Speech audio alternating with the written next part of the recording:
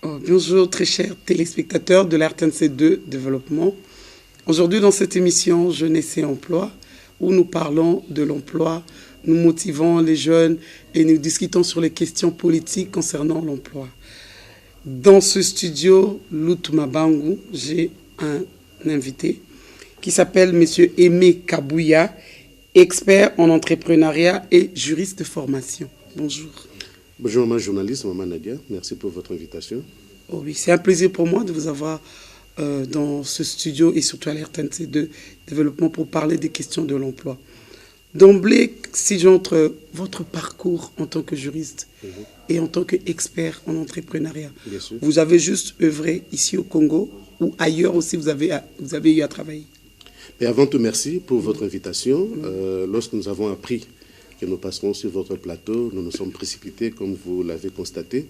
Je me profite aussi pour saluer différents téléspectateurs qui vont nous suivre. Je vous en prie. Mon parcours est long, mais je ne voudrais pas entrer dans tous les détails. J'ai un parcours... Juste rétrécir un tout petit peu pour les jeunes, parce qu'ils peuvent se dire, vous êtes né vieux, mais pourtant, vous êtes petit et vous avez fait un long parcours pour être l'expert en entrepreneuriat. Et pourquoi, moi, vous inviter dans ces missions Jeunesse et Emploi? Surtout, nous restons jeunes. C'est ça qui est plus dans important. l'esprit. Nous restons jeunes dans l'esprit. C'est important. Le parcours est simple. Dieu nous avait fait la grâce d'aller à l'époque. Les parents suggéraient que les apprenants aillent apprendre en Occident. La logique derrière ça était de concevoir, de retirer ce que les Occidentaux avaient comme connaissances pratiques, pragmatiques par rapport à la formation pour venir le mettre en œuvre. Donc j'ai eu cette chance-là, j'ai eu à me former dans la fiscalité, l'économie de manière générale, mais fiscalité de manière spécifique au niveau de l'Europe. Mais l'Amérique m'a ouvert la porte vers l'économie, le droit et surtout l'entrepreneuriat. Vous savez, les Américains, avec le domaine de l'entrepreneuriat, ils excellent, ils sont maîtres en innovation, en création. Bref, ce sont ces parcours-là que j'ai eu à faire, mais j'ai beaucoup œuvré au niveau de la banque, parce que c'était mon domaine de formation. Mais très vite, quand j'ai vu les effets de la banque, j'ai décidé de me spécialiser dans l'entrepreneuriat, où j'évolue avec un incubateur économique des entreprises. Et naturellement, la jeunesse, c'est notre cible principale. Incubateur économique, incubateur des entrepreneurs économiques. C'est-à-dire, un incubateur est un concept. C'est-à-dire, nous avons un centre d'entrepreneuriat. Dans ce centre d'entrepreneuriat, nous avons mis ensemble un incubateur économique des entreprises. Souvent, quand je suis différentes chaînes de télévision, même dans les médias sociaux, j'ai comme l'impression que les gens ne comprennent pas toujours ce concept, ce mot incubateur. Incubateur, c'est un moteur de création de richesses, de multiplication des richesses et de création des activités entrepreneuriales. Donc c'est au travers des incubateurs qu'on retrouve les entrepreneurs, le jeune qui vient de sortir des universités et aussi les gérants des entreprises qui éprouvent des difficultés. Donc un incubateur joue un rôle centralisateur dans le développement économique. C'est comme quelqu'un que vous met ensemble pour vous booster, vous faciliter à bien réussir dans vos projets. Parce que pour être entrepreneur, il faut d'abord faire un concept et attaquer. Ce qui m'intéresse, c'est les jeunes qui sortent de l'université. Aujourd'hui, on commence que bien sûr, il n'y a pas de souci. Comment faire en tant que jeunes qui nous suivent dans cette émission et commencer à se prendre à l'autoprise en charge ici en RDC? Mais avant tout, ce qu'il faut dire aux jeunes... Pour certains jeunes, d'emblée, ils disent... C'est un rêve, c'est impossible. Mais c'est faux. J'aimerais vous entendre aussi. Possiblement parce qu'ils n'ont pas de modèle ou de modèle à suivre dans l'environnement dans lequel ils évoluent. Tout jeune, dès lors que vous commencez à entrer aux études postsecondaires, université, collège, peu importe, un jeune doit être en mesure de se dire qu'est-ce que je vais devenir au lendemain de ma graduation, de ma certification, ainsi de suite. Donc un jeune doit avoir une idée de ce qu'il veut devenir ou éventuellement de ce qu'il veut entreprendre. Alors, qu'est-ce que les jeunes doivent savoir? Les jeunes doivent se poser d'abord la question, parce que c'est ça la difficulté.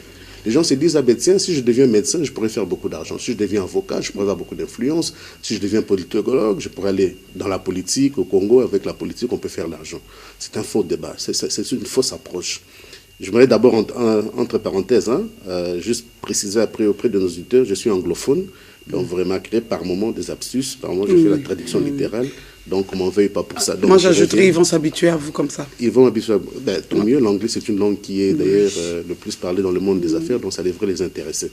Donc je reviens à la conceptualisation du jeune, je termine mes études, qu'est-ce que je vais faire? quand vous terminez vos études, vous avez toujours deux options. Vous avez l'option d'aller chercher du travail et vous avez la meilleure option qui est l'option de créer du travail. Quand vous devenez un entrepreneur, vous avez le contrôle de votre temps, vous avez le contrôle de votre capital, vous avez le contrôle de vos ambitions.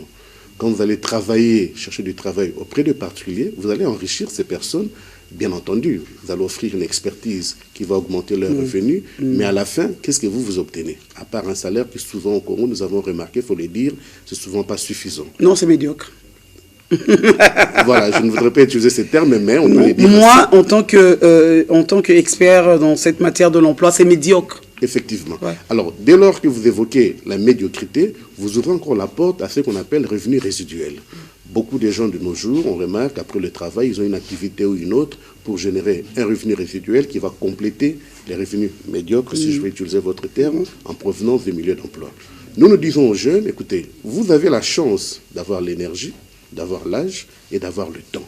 Le temps est un facteur très important dans le monde des affaires. Vous pouvez avoir toutes les ambitions du monde, mais si vous n'avez pas le temps pour le mettre en œuvre, vous allez taper à côté. Vous pouvez avoir de meilleures idées maintenant, mais si vous ne le mettez pas en œuvre au bon moment, vous tapez encore à côté. Alors nous disons souvent aux jeunes, voilà, tiens, vous venez de terminer, vous avez une formation, poussez-vous à avoir une expertise, parce que c'est l'expertise qui fait le travail. Souvent, il est recommandé, vous verrez ça souvent en Occident, juste après la graduation, on oriente les gradués ou les diplômés vers des organisations, des entreprises où ils peuvent faire le stage, apprendre le métier, approfondir le métier, matérialiser concrètement, palpablement ce qu'ils ont appris en théorie en école. Ce sont ces éléments-là qui permettent aux apprenants de devenir experts. Vous ne perdez rien. Un an de bénévolat éventuellement dans une entreprise, c'est vrai, vous ne percevez pas de salaire, mais vous obtenez l'élément le plus important, c'est la qualification. C'est l'expérience, le savoir-faire qui va vous permettre de vous orienter. Oui, pour ne pas vous interrompre. Et puis, vous obtenez ce qu'on appelle l'expérience professionnelle, ou même si vous allez créer votre entreprise, vous avez un bon bagage dans votre tête. Surtout l'expérience, comme on dit en anglais, hands-on experience, c'est-à-dire l'expérience palpable, l'expérience en main. Je prends un exemple, vous avez beaucoup de nos jeunes qui vont apprendre le métier du mécanicien. C'est bien, ingénieur mécanique, ingénieur électromécanicien, ainsi de suite, tout ça c'est beau. Mais est-ce que tu l'as déjà palpé? Souvent, vous remarquez dans les laboratoires, dans nos instituts, dans nos universités, ils ne sont pas très fournis. Donc vous devez obligatoirement aller dans la vie de tous les jours pour expérimenter ces expertises que vous avez appris pour que vous en deveniez expert. Une fois que vous devenez un expert, il faut conserver cette histoire. C'est comme un œuf. C'est votre, comment je veux dire, point focal par lequel vous allez vous vendre par la suite. Vous savez, l'expertise, c'est perd si vous ne le mettrez pas en œuvre. Vous pouvez avoir les connaissances appropriées. Je prends pour mon cas, j'ai évolué dans la fiscalité pendant que j'étais en Occident, en Europe. Mais très vite, quand je suis arrivé en Amérique, je me suis rendu compte que non, l'Américain a créé un environnement virtuel, l'informatique. Je me suis très vite spécialisé en gestion des ressources informatiques, gestion des bases de données, gestion des réseaux informatiques. Ça m'a ouvert beaucoup de portes. Bref, ce que j'essaie de dire, c'est qu'il faut conserver les connaissances, faire beaucoup de lectures, beaucoup de recherches. Aujourd'hui, nos jeunes ont un outil que nous n'avons pas, ou nous n'avions pas pendant que nous grandissions. Cet outil s'appelle médias sociaux. YouTube, Twitter, ainsi de suite. Souvent, malheureusement, on remarque que nos confrères, Instagram, nos jeunes, ils utilisent ça pour, excusez-moi le terme, de futilité, alors que ce sont des outils très puissants à travers lesquels aujourd'hui, vous pouvez apprendre des métiers, vous pouvez apprendre des connaissances nouvelles, ainsi de suite. Donc, c'est une petite pause. Ils utilisent ça pour se divertir et non pour s'instruire. Donc, ils devaient renverser la pyramide pour dire, je vais me divertir 20%, mais 80% m'instruire. C'est ça qui pose problème ici au Congo. C'est ça qui pose problème pour la simple raison que les modèles, parce que dans toute société, vous avez des modèles. On remarque malheureusement au Congo, pas malheureusement, particulièrement au Congo, les artistes, les musiciens, les sportifs et peut-être les acteurs du théâtre qui sont les modèles du Congolais. Alors, ces gens doivent utiliser ce rôle-là de modèle pour orienter la jeunesse. Vous imaginez si vous dites, excusez-moi de citer son nom, j'espère que ça ne va pas poser le problème sur votre site, un monsieur comme Fally Ipupa. Si vous regardez le Fally Ipupa, son parcours, c'est un parcours qui pousse toute la jeunesse à se dire, mais tiens, connaissant d'où il est venu et ce qu'il est devenu aujourd'hui, c'est un modèle que je vais suivre. Fally Ipupa, connaissant qu'il est devenu le modèle de la jeunesse congolaise, les jeunes filles, les garçons, ainsi de suite, il devait utiliser ces momentum pour orienter les jeunes vers des informations comme les médias comment sociaux, tu peux réussir en dehors d'être mon fan. Voyez-vous, Fally peut sortir, démontrer une nouvelle danse, c'est bien. Ses fans aiment ça. Oui, ça c'est son boulot, mais il vous démontre aussi comment on peut réussir. C'est juste à des petits moments de... Effectivement. Fally peut dire, bah, écoutez... C'est comme le bénévolat par rapport à ça, parce que ça, ce sera du bénévolat pour lui. Oui. Vous démontrer comment on peut réussir par rapport à votre téléphone, parce qu'il faut apprendre. Mais voilà, mes contributions. Voilà. Mes contributions. Ce sera une façon pour contribuer à éduquer les jeunes Congolais. Vous savez, aujourd'hui, si vous allez en Occident, nos jeunes sont constamment dans les appareils électroniques. Si ce ne sont pas de téléphone, ce sont des jeux électroniques, ainsi de suite. Et les études ont démontré que ces appareils électroniques, quand vous les utilisez pour une bonne cause, ça réinstruit, ça renforce encore vos capacités intellectuelles en tant que telles. Donc ce sont ça des éléments que nos artistes peuvent utiliser, des artistes de manière générale pour orienter les jeunes. Mais les jeunes doivent rester toujours le focus aussi bien pour le gouvernement que pour les tierces. Pourquoi? Parce que la jeunesse, c'est l'avenir de demain. C'est un terme générique que beaucoup de gens utilisent. Mais qu'est-ce que cela veut dire? C'est ça la chose qu'il faut chercher à comprendre. Un jeune aujourd'hui a la force motrice. Il peut travailler, il peut contribuer. Il peut faire beaucoup de choses qu'une personne qui a dépassé un certain âge ne peut pas accomplir. Oui, si jeunesse pouvait, et si vieillesse pouvait, et si jeunesse savait. Voilà. Parce que c'est les deux. On doit se mettre ensemble. Vous avez la connaissance et ils ont des muscles et ils peuvent encore faire mieux que ce que les vieux n'ont pas fait. Mais au-delà des muscles, ils peuvent travailler. Oui, ils ont aussi le temps pour ça. Effectivement. Et on peut retirer surtout l'élément que le gouvernement doit toujours gérer, les taxes, tout ce qui est charges. Et ça va rémunérer beaucoup d'argent dans nos fiscs et taxes. Et surtout, ça va financer la retraite des personnes âgées.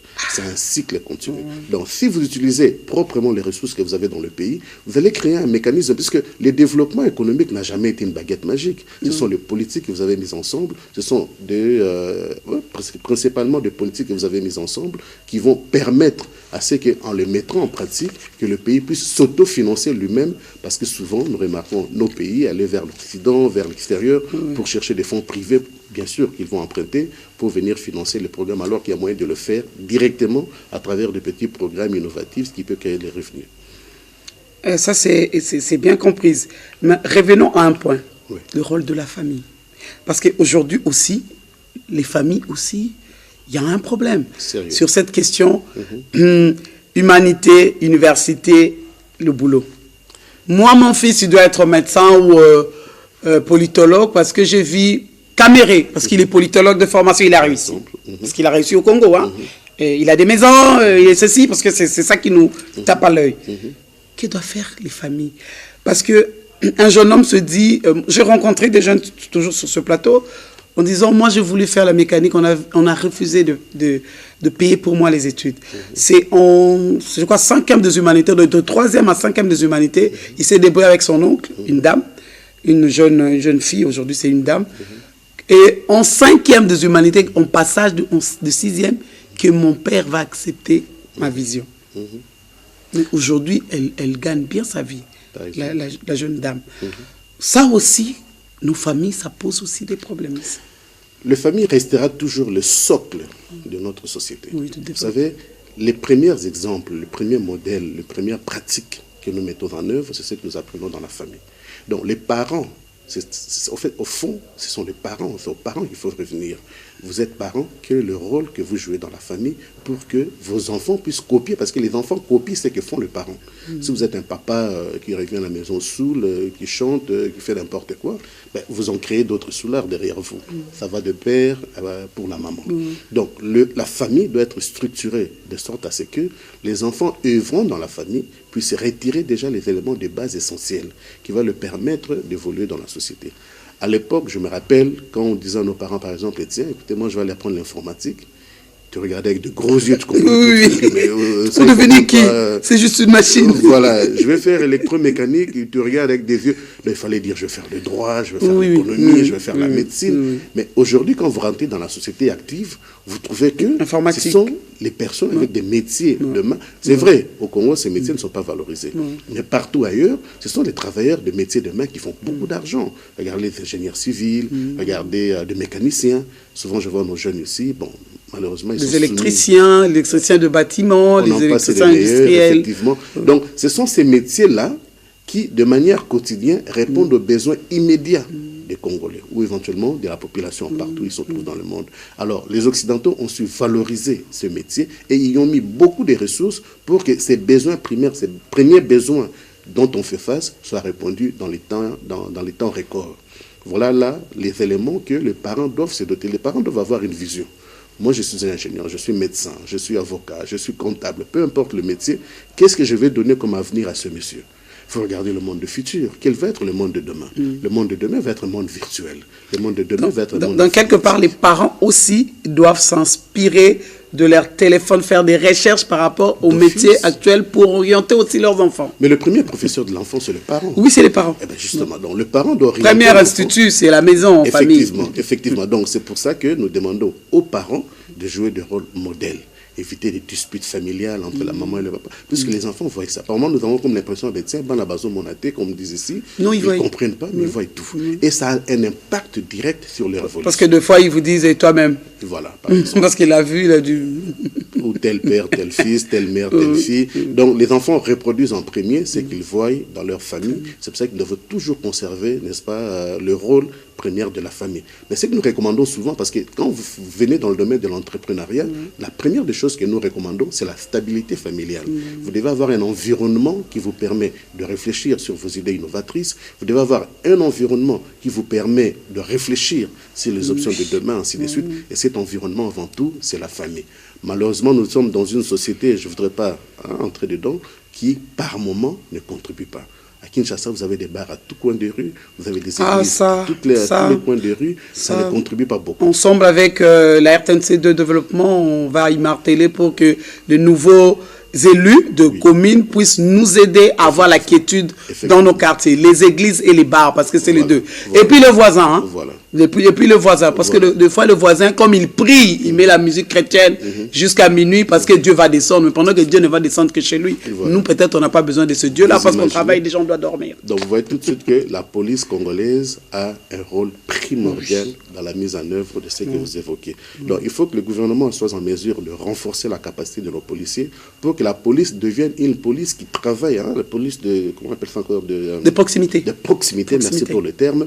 La police doit travailler de manière rapprochée avec la population. Pas pour le... rançonner. Voilà, justement. Ça arrive, des fois, la police... Malheureusement. Mais la police peut devenir la meilleure amie de la société, dès lors qu'ils mettent en œuvre la mission qui leur est confiée par le gouvernement. Donc, vous comprenez que la famille, pour jouer son rôle, a aussi besoin de l'État.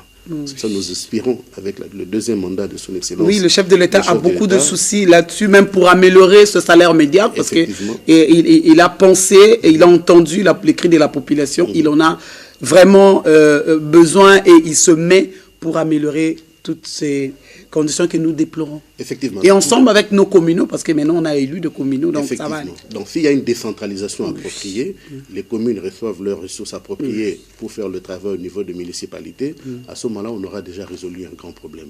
Mais pour le reste, puisqu'on parle de la jeunesse, le chef de l'État a fait de son mandat ici, cheval de bataille, l'État des droits, mais il a insisté pour la création des riches et des millionnaires.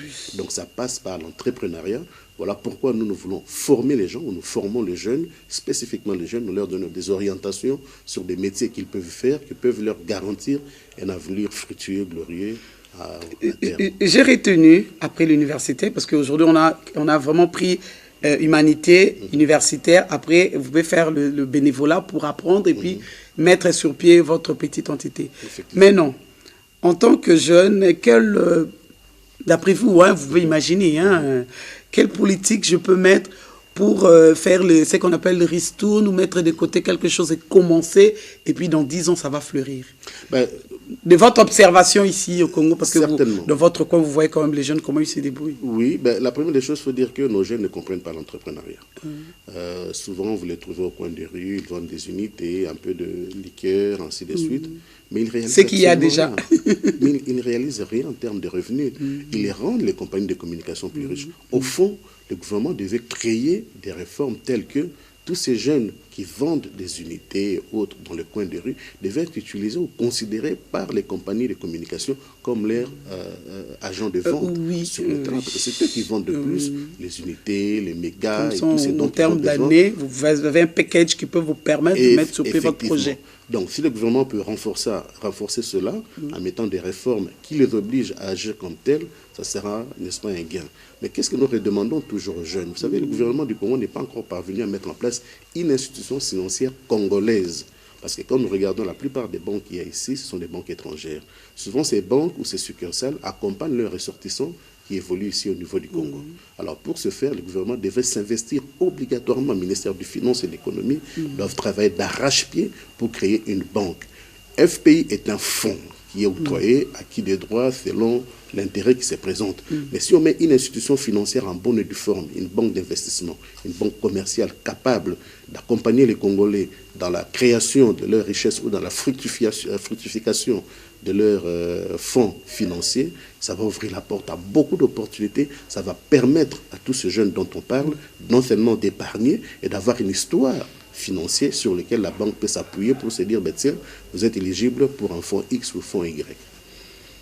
Merci. Un mot pour les jeunes, merci. Les parents, donc c'est juste le condensé parce que aujourd'hui on doit bientôt s'arrêter. Certainement. Parents, ce jeune et l'État. Eh ben, le mot est simple. Le Congo est un grand pays. Les Congolais doivent comprendre que le monde de demain va se tourner au Congo. Si vous voyez toutes les personnes qui viennent d'ailleurs, ces étrangers qui viennent d'ailleurs, ils achètent des terrains, ils construisent des bâtiments parce qu'ils savent ce qui va arriver dans 20 ans, dans 30 ans. L'Occident va se noyer. Beaucoup de pays à l'extérieur, l'Amérique va se retrouver dans l'eau, comme nous voyons souvent à Vienne. Congo, c'est le pays du futur. Quand je dis le futur, je ne vois pas seulement les matières premières stratégiques que nous avons. Je regarde surtout la potentialité du développement que nous offrons au monde. Donc nous demandons à nos jeunes d'abord, de faire le choix le métier qu'ils veulent opérer et surtout de contacter les experts que nous sommes. Parce que nous ouvrons justement nos incubateurs principalement, excuse me the words, principalement pour aider ces jeunes à comprendre d'abord le rôle d'un métier, à comprendre comment le mettre en œuvre et pourquoi pas à créer une entreprise à moyen terme. Donc le gouvernement du Congo a un rôle à jouer dans ce processus. Les parents qui ont des enfants qui ont atteint l'âge de jeunesse ont un rôle à jouer dans ce processus et la jeunesse elle-même doit prendre conscience du rôle qu'elle est appelée à jouer dans le Congo de demain parce que le Congo va être le centre du monde. Voilà le dernier mot, si je peux parler de ça dans ces termes. Merci. D'abord, s'ils veulent vous contacter, vous avez votre... sur le virtuel, où est-ce qu'on peut vous contacter? Certainement. Nous avons beaucoup de... Juste un qui soit Twitter ou... Ils peuvent aller sur Facebook. Je fais beaucoup d'animations sur Facebook. Aimé Kabouya, Aimé M. Kabouya. Ils verront ma photo, je suis là. Mais sinon, j'ai un compte WhatsApp sur lequel je fais beaucoup d'orientation en groupe. C'est aussi intéressant, j'ai le compte Twitter. D'accord, je leur donnerai. Le numéro de téléphone, j'espère que vous comprendrez que c'est limité, c'est personnel. C'est les 082 52 53 484. Donc nous faisons cet encadrement, l'accompagnement et par moment, nous avons des bailleurs financiers qui peuvent financer des projets de grande envergure qui peuvent être bénéfiques pour des projets de grande envergure qui peuvent se présenter. Merci Aimé Kabouya. Pour aujourd'hui, en tout cas, on va s'arrêter là. On va continuer et... dans quelques jours, nous allons entrer au mois de mars. On parlera aussi de la femme, particulièrement la jeunesse féminine. Mais bien sûr, vous allez élargir parce qu'il y a le gender qui existe et on n'y manquera pas. Surtout l'entrepreneuriat féminin, qui est un grand concept qui est développé en Occident. Certainement, je serai très ravi d'en discuter avec vous. En tout cas, vous serez invité prochainement pour ça. Et on va aussi continuer cet entretien par rapport à la question du chômage des jeunes après l'université ou les humanités, si vous arrêtez au niveau des humanités. Donc, on peut aussi vous donner quelques conseils pour mieux se prendre en charge et que le Congo de demain, qui est le centre du développement du monde, nous souhaitons que les jeunes aillent jusqu'à la fin, jusqu'à l'université, au collège. Mais si les opportunités ne se présentent pas, il y aura toujours des options que nous pourrons leur présenter. Voilà. Merci à nos nombreux téléspectateurs qui nous ont suivis à travers cette émission. Merci à Lileka, merci à Jacques Vangou et merci à Mabouki. En tout cas, beaucoup de respect à toi, à toute l'équipe technique qui nous a assuré comme main des maîtres cette émission. Et Guy Tamolebe, en tout cas, coup de chapeau à toi. Tu sais, il faut toujours suivre cette émission parce que tu en réponds très bien. Si vous voulez nous contacter, contactez-nous à travers ce numéro qui est devant vos petits écrans. On se retrouve prochainement. Au revoir.